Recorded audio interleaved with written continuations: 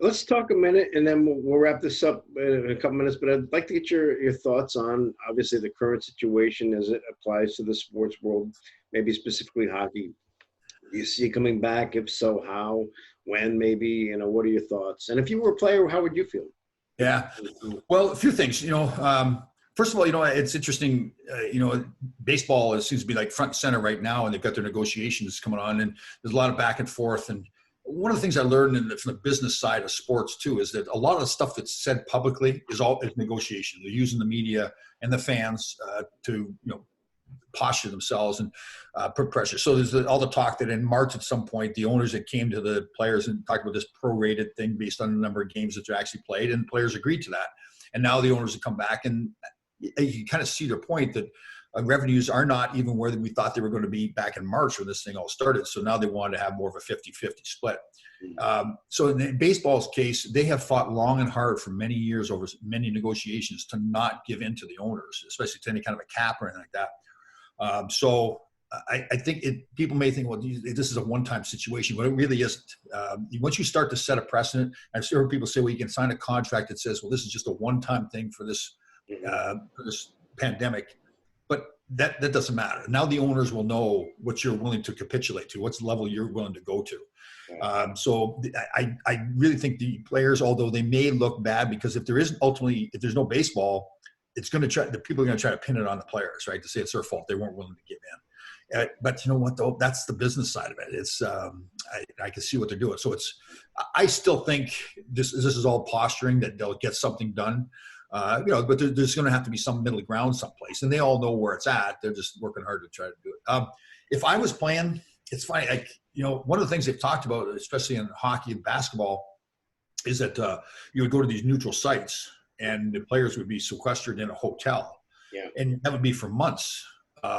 So I think to myself, we get different groups of players, right? You get those young single guys that are saying, I don't care. I'm quarantined now anyway. So, I'll go back, I'll make money, I'll sit in a hotel. Right. But you get some older guy that's maybe played for 12 years. And now because they've made so much money, has probably got a pretty substantial amount of money put away for retirement. Mm-hmm. So he doesn't necessarily have to play. And he's got a young family, some other city. Now he's going to leave. So he's at home with his wife and children. And he's going to leave to go live in a hotel with his buddies and leave his wife and children behind in the middle of a pandemic. I mean, there's so many ways you can go. I mean, first of all, your heart, like, am I going to leave my children and my wife to go, and I don't need to play? Second of all, the wife's looking at you like thinking, what? Yeah. Who's going to pay for the divorce down the road, right? When she goes back, because she's going to want to kill him. So I think those kind of things kind of go. You don't think about that human side of it. And I've heard a few players come out. I think it was Devin Dubnyk the other day, and Mike Trout in baseball had said it. Like, they want me to go live in a hotel with my young family here. Yeah. So that's the part as a player you think to yourself. And that's going to be the tough thing too, because if you're going to go poll like in hockey's case, the Players Association, all the players in it, you're going to get a wide range. You're going to get those young guys to know, I just want to play. I don't care. Yeah, sit in the hotel, have a few laughs with the guys. And then the older guys are going, it's just having a hard time with it. So I don't think there's a perfect answer to anything in this. Obviously, we're all going through this crazy time. It's for all of us. It's something we've never experienced. Hopefully, we'll never experience again, and our kids and grandkids and whatever. So, tell us about your family, Tom. You have two sons, is it? Yep, two sons. My son Shane is 29 years old. He's married to a fantastic woman.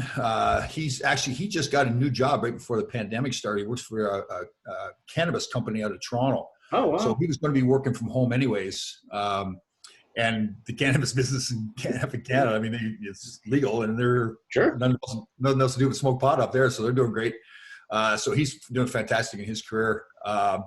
And then my youngest son, Cody, he's working for a real estate development company out of Greenwich, Connecticut, called Bell Point Capital. So he's really done well. It's funny, like in two different personalities. And your kids are probably the same, right? I mean, it's like two different. They both ended up being very successful, but two entirely different people altogether. Very proud of both my sons. Yeah, no doubt. And how can people? What's the best way for them to connect to you? Your social media, or if they need to follow you? Definitely. You can follow me on Instagram, Real Tom Laidlaw. Instagram, it's Real Tom Laidlaw. On Facebook, it's Tom Laidlaw. And then you can go to my website. It's truegritlife.com. And we've got a lot of another good thing. It seems like you're the same way during this quarantine time. We're doing a lot more Facebook Live interviews. So we've got a whole series of interviews I do with Kevin Allen, who used to write with USA Today. Him and I do a podcast every Monday and Wednesday at 10:30 in the morning. One of the players from Survivor, this Elaine, who is just a tremendous character, very funny. Her and I do a show on Tuesday and Thursday at 10 o'clock. And then every Thursday at 2 o'clock, we start a new show. We have former teammates Dave Maloney, Ron Duguay, and Ron Gresher all get on. And initially it was just, we were bored one day and we said, let's all get on and we'll do a Facebook Live. And it was funny. We had thousands of viewers on it. And they said, well, we got to do this some more. We've had Boomer Sierson on. Boomer's on one time. Kenny Albert was on. We got Steve Vickers, an old. I remember Steve Vickers, yeah. Yeah, Steve Vickers is coming on. So it's really just us. What we realized is the fans just really enjoy it's like we're sitting around the locker room. We call it in the box. So we're just sitting around the locker room telling old stories. Ron Duguay does his. He's down in Florida. He's sitting in his bedroom, so he's got the maid coming in and out every once in a while. Of course, she's some hot blonde, and he's got props and everything. And Dave Maloney's a little bit more of a serious guy. Ron Gressner can barely figure out how to turn the computer on, so it's pretty funny. And I'm supposed to be the host, and I'm trying to guide everybody the right direction, and it's like herding cats. They're all going all over the place.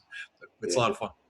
We'll definitely check that out. It's Tom. Appreciate your time as always. You're a good guy, and hopefully we can get together soon and have a nice cold one.